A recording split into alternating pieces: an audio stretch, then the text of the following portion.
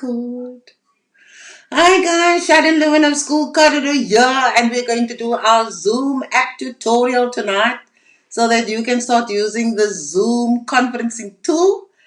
And the very first thing you're going to need is the Zoom app on your desktop, your laptop, and of course on your mobile phone.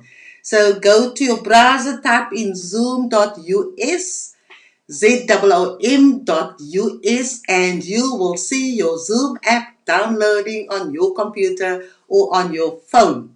Once you have it there, all you have to do now is to know how to navigate the Zoom conferencing tool, and that's what we're going to do right after this. So I'm going to go to my Zoom app and I'm going to launch it, and you'll see on the screen the interface that you will see when you launch your Zoom app. So let's just talk to the top section. You'll see there at the top you have the home button, and that is currently where we are. This is the home page. Then you have the chat bar appearing on the left hand side. When we activate that chat icon, that tab over there, meetings tab, you'll see all the meetings that you've had, contacts. You'll have a list of all your contacts if you have uploaded those to the Zoom app. Okay, obviously if you're just starting, you'll have nothing like me there, and you can add them as you go along. Let's go back to the home tab, and then I want you to move to the right hand side, and you'll see a gear there, the settings gear. Click on that and we'll talk through the various settings, the various elements here in the settings. Okay, the first one is general. If you have more than one monitor, if you're using more than one computer, or you're connecting your mobile phone and your computer, then you can check that box there. Right? But if you're just using one monitor, you're just using your laptop, computer, or your phone as the monitor, then you can leave it unchecked. The second setting is you can decide whether you want to appear full screen or not. If you don't mind having your whole face on the screen when the meeting starts, then you check that box. Number 3, I think it's quite important, or it makes things easier, where you automatically copy the URL or the link of your meeting. So if you need to send it to anybody, then you have the link right there at your fingertips. Okay, the fourth element there is ask to confirm when I leave the meeting. That's important. When you end the meeting, then usually there's a box that will pop up and ask you, are you really leaving the meeting? Because you may have accidentally pressed or clicked that button. Okay, so leave that checked as well. Show my meeting duration if you want to. That's optional. Then you can see how long you've spoken, and you can add Zoom to your menu bar. Now in my case, I did add it to my menu bar, so I can just go to the shortcut on my menu bar if I want to launch the app.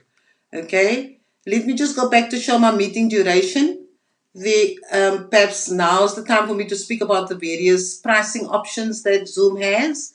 There's the free version that I'm using, and that I would then advise you to use if you're just going to use it, on an ad hoc basis, and you are quite happy to have meetings shorter than 40 minutes or max 40 minutes.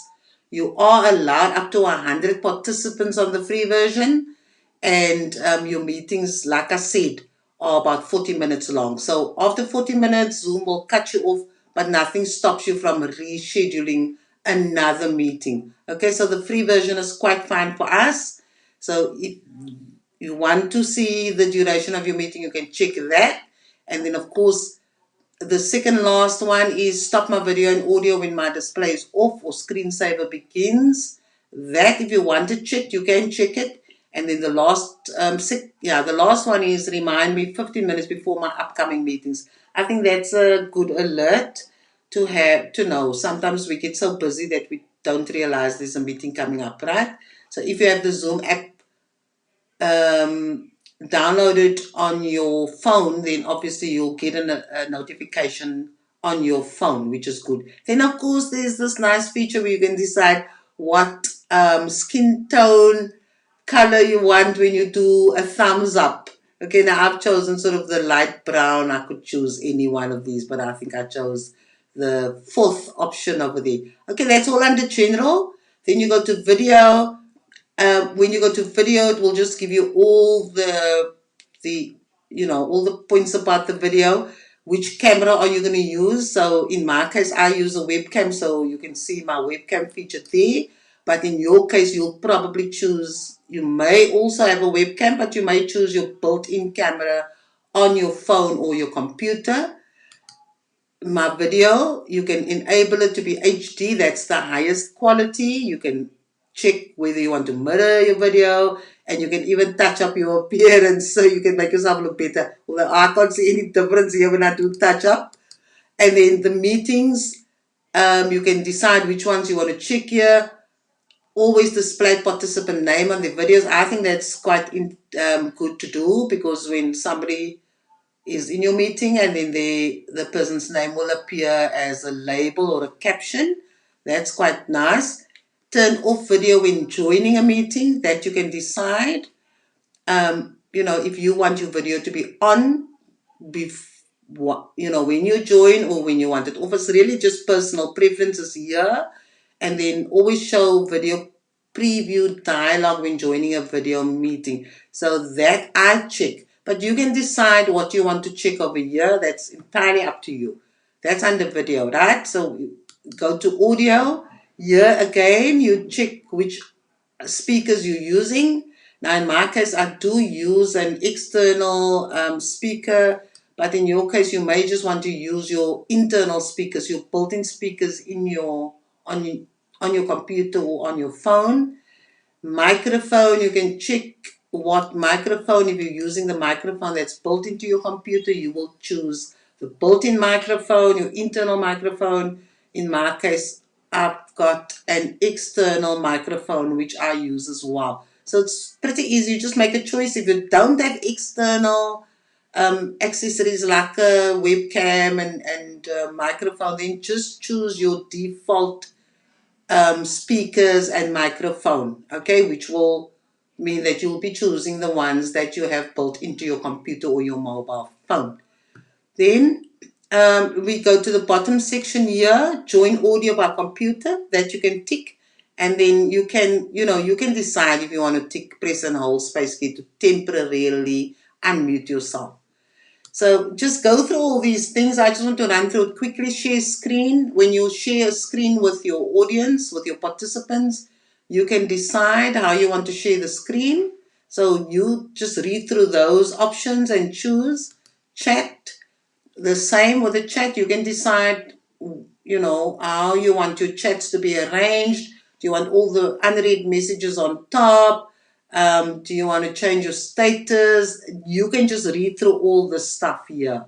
This is a nice feature, your virtual background, but I think on the computer you're going to have to just download these backgrounds. I think it's automatic on the mobile phone.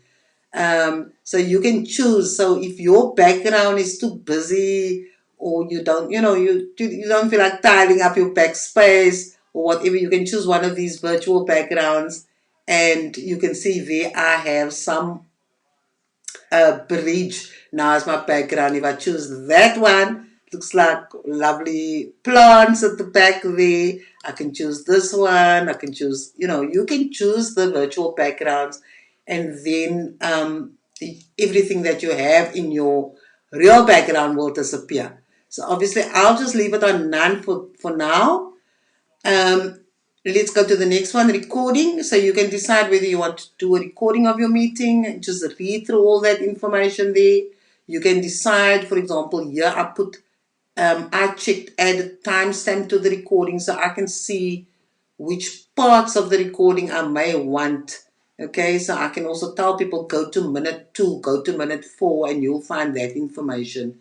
And then of course I say record video during screen sharing. So you can decide what you want to tick. It's pretty straightforward. You must just make decisions there. And then your profile. There's my profile, Sharon Lewin, School Corridor Courses, and you can see my profile comes up as part of my logo comes up there. Statistics, don't worry about that. Keyboard shortcuts. If you are interested, then have a look at those shortcuts that you can use instead of clicking with your mouse. And then, of course, accessibility, that you can look at what the closed captioning will look like. So that's all under the settings. Quite busy, but you just make your selection, especially concerning your video and your audio, and then, like I said, you can then decide how you want to do the various settings for the other elements. Okay, so that's all under settings. Notice I have changed my profile picture. So I'll put my logo here, and there's the camera. So if you want to change the background image, you don't have to stick to the default background image that Zoom has. You can, in fact, put your own picture there. Notice the time is there. It's 10:24 years on Saturday, May the 9th, and I'm busy making this recording. So all those things are there. And now it's time for us to move to the left-hand side. So on the left-hand side, we see the 4 icons. You see New Meeting, which is the orange icon, Join with a plus sign there, how to schedule a meeting. You'll see a calendar on that icon, and then how to share a screen. So let's run through all these various icons here, the tabs, and see what we can do. Okay, so the first thing I want to do is, let's say you were invited to a meeting, a Zoom meeting. So when you go to your Zoom app, you will then say join, and then you must decide what is the meeting ID, what is the name of that meeting. So let's say that is the meeting I've been invited to. It's got that meeting ID. Every meeting has an ID, a special number, a special name, and then of course my name will appear there. And then I can just say join. Okay, notice it says don't connect to audio. So if you leave that box unchecked, then it means you want to be connected to the audio. You want people to hear you. Turn off my video. You want people to see you, so leave those boxes unchecked over there. Then you just click join, and you will then join the meeting. This is when you receive an invitation to be in a meeting. Now, every meeting, like I said, has an ID. It has a special number that often you must enter, or in my case, when I just said join a meeting, that meeting number came up, so I could just say join. But in our case, we'll have a password for the meeting, right? And I think the password is compulsory for all meetings in the free version of the Zoom app. So your host, the person who's hosting the meeting, convening the meeting, will give you the password as well, and then you just have to enter the password. That word join will then be highlighted, it will become active. You click on that and then you join the meeting. Okay, so that's how we join the meeting. The host will give us the meeting ID, or the host will provide us with a link that we can click, and the host must provide us with a password. Once we enter the password, we will then join the meeting. Okay, let's move on to let's say you want to host a meeting. You are now setting up a meeting, right? So we'll click on new meeting, and using double vision here, you see me sitting in the corner and you see me appearing on the screen. So I'm going to turn off my video so that we don't have this interference, right? But just picture yourself being on the screen while we're chatting. So I'll just put my logo up so that it doesn't become too confusing, and then we will run through the various features, right? Notice we already set our audio in our settings. So my audio is on, my video was on. I've just turned it off now so that it doesn't become a nightmare for you to watch me talking in the corner and appearing on the screen.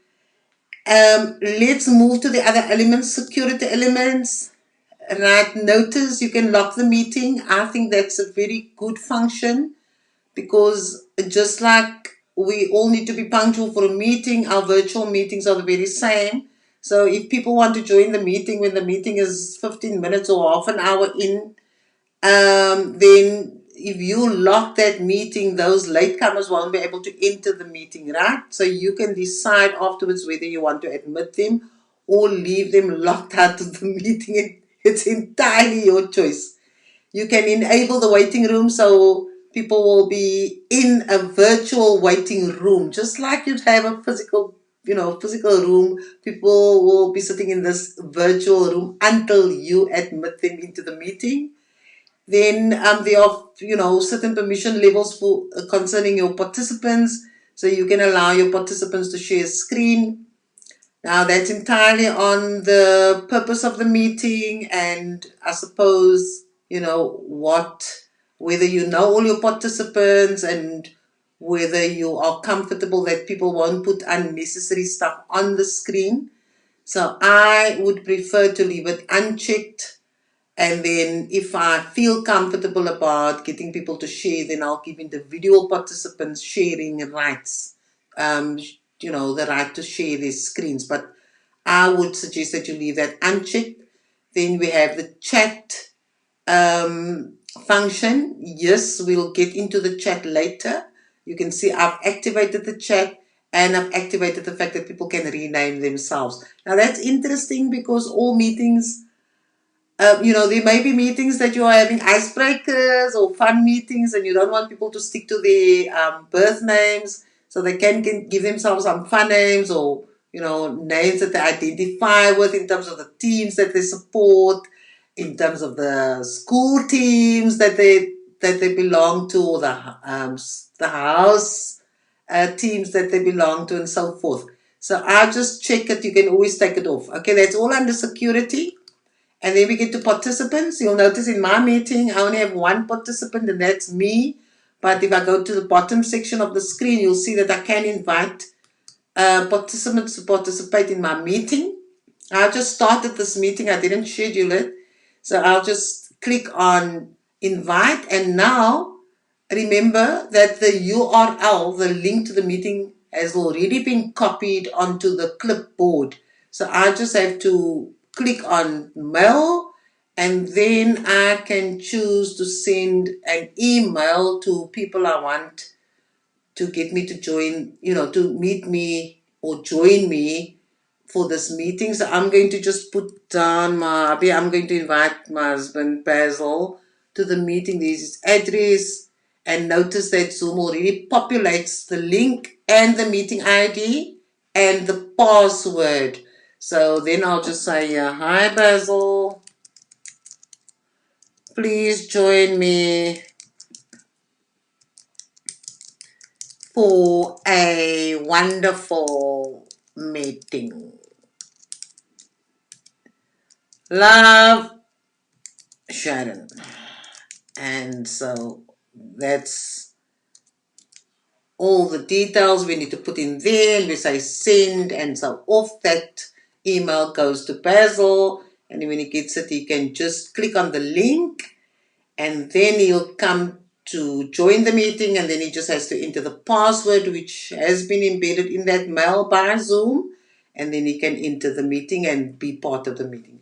Okay, or you can alternatively take that link and all that information, copy that information in a WhatsApp message or a FaceTime message, or whatever form you communicate with your various groups, and you can just give them the link or give them the ID, meeting ID number and the password, and all your participants have to do is then enter those details when they get into the Zoom app, and then they'll be able to join the meeting. Okay, let's move on to mute. Here is the function. You can either decide you want to mute everybody. So if I say mute all, then it means nobody can talk while I'm busy with the meeting, and then of course I can then unmute everybody. So it's a good practice to mute people when they enter the room, so that there's no unnecessary background noises, and then once everybody comes, as people enter, you can unmute everybody. Right? There are more functions. You'll see under more, I've already indicated in my settings that the participants must be muted on entry, and then I've also indicated that participants can unmute themselves, so they don't have to wait for you to unmute them. They can unmute themselves. You notice I did say participants can rename themselves, so you can uncheck that if you don't want people to rename themselves, but you prefer them to give the real names or their official names. And then, of course, we did enable the waiting room. So you'll see all those functions or all the settings have already been pre-populated when we did the settings. Okay, let's go on to the chat. Once you activate the chat tab, you'll see that the chat box will appear, and at the moment I'm the only person, and so of course as my participants are going to accept the invitation, their names will appear here. So let's look at the chat permission levels. You can see I've given everybody permission to chat publicly and privately. So that's the one I've checked, which means that we can all chat in while the meeting is happening, and we can chat to each other. And then of course we can also have private chats between individuals in the meeting. Now those private chats are not visible to the host at all, because that will just, those private meetings will, or chats will just take place between the participants. Okay, so you can decide you want to either give everybody permission to chat while your meeting is on. You may not want people to be chatting while you are hosting the meeting, while you're busy convening the meeting, so you can check the no one, or you can say only the host can chat, although that must be very difficult because you are hosting, so you obviously be running the meeting.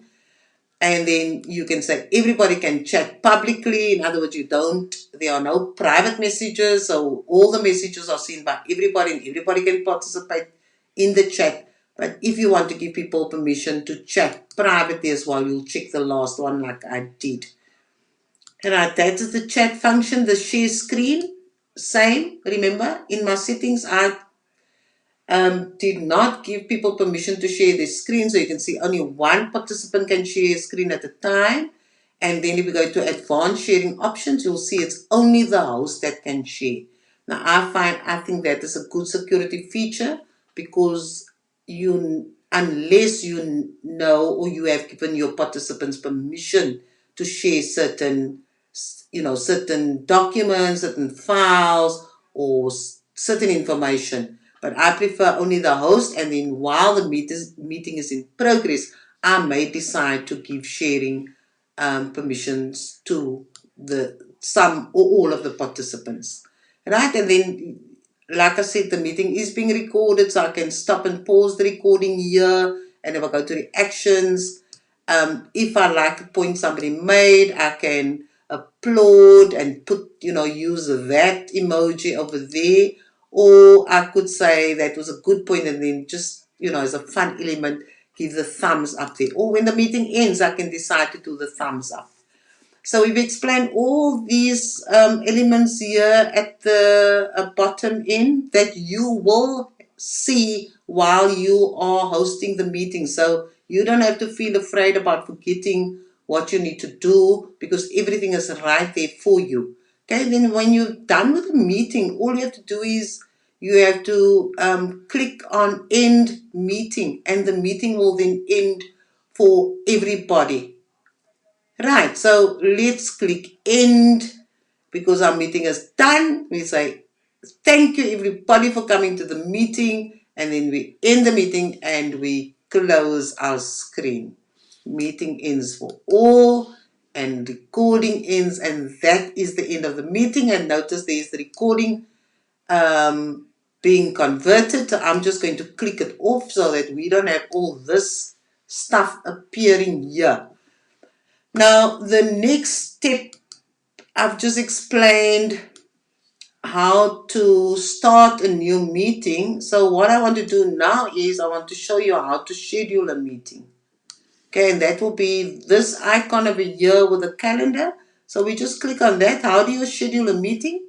This is how you do it. You just click on that tab over there, give your meeting a name. So if I decide this is our topic for our meeting is meet and greet of all fabulous Zoomers. Let's decide that's the name of the meeting. We may decide we want to make the meeting, the 26th of May, and the meeting is not going to be at such an ungodly hour. We'll choose a meeting that starts at, say, 2 o'clock, and because we only have 40 minutes, we'll have to change the time here. Notice what Zoom says here. Your Zoom basic plan has a 40-minute time limit on meetings with 3 or more participants. So I can either stick to the 40-minute time limit, or I can upgrade and then have to pay for the other pricing options. So I'm going to stick to the free option. So I'll just make the meeting from 2 till 2:30. So we're still within range. And then, of course, generate a meeting ID. Don't use your personal ID. Always just generate a meeting ID. And then there will be the password. Video is on. Participants' video is on as well. I've got it connected to my Google Calendar, and then just say schedule. And there we go. So I will then be given choices in terms of which calendar I want it populated on. Now, because I have given Zoom permission to populate it on my school corridor calendar, you'll notice that there's all the information that will be populated. It says meet and greet of all fabulous Zoomers, and then it gives the date, the time, everything is just populated here. There's the link. There's the time frame of the meeting, and here the body of the meeting is contains the link, the meeting ID, and the password, and just say save. And of course, Google will then populate my calendar as well. And that's how we schedule a meeting. And then, of course, sharing screen. Don't even worry with this one, because sharing screen, like I said, you can have control of the sharing of the screen once you start your meeting. Then you can decide, initially in the settings, I would suggest that you just give sharing rights to yourself only as the host. And then during the meeting, you can decide which of the participants can share this screen. Okay, I think it's a security feature, and it's safer, and then you also know exactly who has screen sharing rights. So guys, that is essentially what the Zoom app is all about. So I'm going to just summarize here. I've showed you how to join a meeting where you need the meeting ID and the meeting password. We've spoken about how you can start a new meeting without scheduling a meeting. So you can go into the Zoom platform and then start inviting people to your meeting. If you know that they are readily available, then that, I suppose, is a way of scheduling a meeting.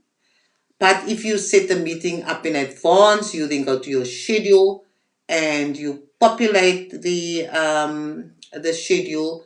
If you want the Zoom, if you want Zoom to populate your calendar, you can give Zoom permission to populate it on your Google Calendar, and then you can send that invitation to whoever you would like to invite to the meeting. And then, of course, the share screen, that is also a setting you can set prior to having the meeting, but like I said, I wouldn't worry with that particular icon at this point. I have spoken about changing your background image, where you can see I've set mine to the school corridor logo, and of course by now it's already 11:24 because I had a break too while I was doing this recording. So that's it, guys. I'm going to close that, and then I'm going to pull myself up on the screen. Right, so that is all that I can share about how to use the Zoom conferencing tool. It's not that difficult. Take your time, go through all the features, decide which of the features you like and you would like to play around with. Then set up a meeting with your partner, with your children, with a friend, and then just have a one-on-one meeting. And then later, when you feel more comfortable, then you can organize a meeting for, say, 10 to 20 people. And remember, like I said, the free version of Zoom allows you to have a meeting up to a time limit of 40 minutes. So that's the end of our tutorial. Have fun. I'm still going to have a Zoom call or a Zoom meeting with those who showed interest, and that will happen soon. So for now, I'm going to say School Corridor is always here to help you grow, to help inspire you, and of course to empower you and everybody, including me. So guys, have fun. Cheerio.